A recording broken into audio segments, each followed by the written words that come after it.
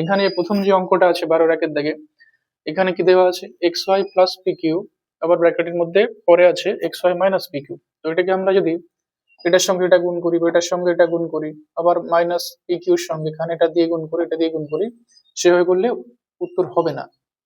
এখানে প্রশ্ন অনুযায়ী আমাদের অঙ্কটা করতে হবে। প্রশ্নতে কি দেওয়া আছে, সূত্রের সাহায্যেই গুণটা করতে হবে। তাহলে সূত্র আমরা কি জানি, এখান থেকে এই সূত্রটা আমাদের কাজে লাগবে।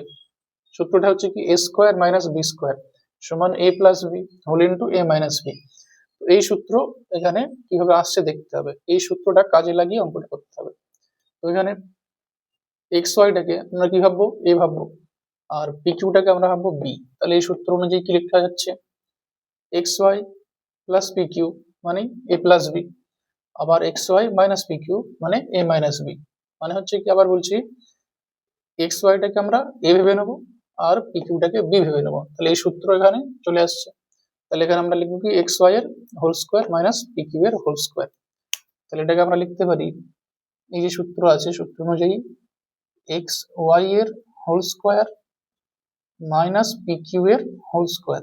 এই সূত্র অনুযায়ী আমাদের এটা লিখতে হবে, পি কিউ এর হোল স্কোয়ার। হলো, ঠিক আছে। তাহলে এখানে এবারে আমাদের যে স্কোয়ার আছে, এই স্কোয়ারটা কি এই ব্র্যাকেট দেওয়া আছে, মানে এই যে স্কোয়ার অর্থাৎ দুইটা ঘাতে বা পাওয়ারে আছে, তাহলে এই দুইটা এক্স এর পাওয়ারেও যাবে, ওয়াই এর পাওয়ারেও যাবে, আবার এই দুইটা পি এর পাওয়ারে যাবে, কিউ এর পাওয়ারে যাবে। লিখলে আমরা কিভাবে লিখবো, x square y square minus p square q square. এই হলো উত্তর। এটার সূত্র ব্যবহার করে গুণ করতে হবে, ঠিক আছে। সূত্র, এই সূত্রটা কাজে লাগবে আমাদের এখানে।